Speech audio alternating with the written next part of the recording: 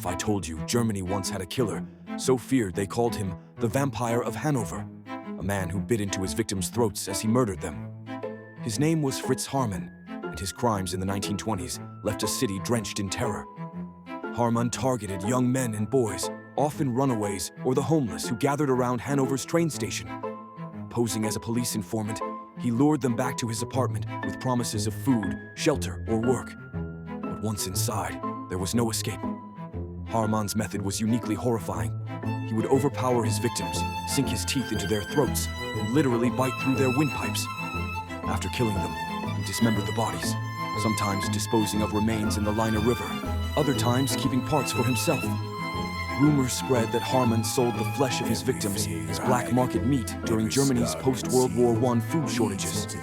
Authorities never proved it, but the whispers were enough to make locals fear that they had unknowingly eaten human flesh.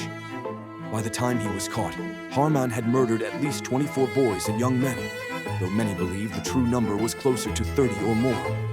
The sheer brutality of his crimes, combined with his strange, almost charismatic personality, turned his trial into a media circus. In 1925, Haarmann was sentenced to death. His last words before execution by guillotine were chilling. "I am guilty, gentlemen, but hard though it may be, I want to die now. I cannot go on." The Vampire of Hanover remains one of Germany's most disturbing killers, feeding on both the vulnerabilities of his victims and the fears of an entire nation still reeling from war. Follow Dark Truth Revealed for more chilling facts about odd and disturbing things.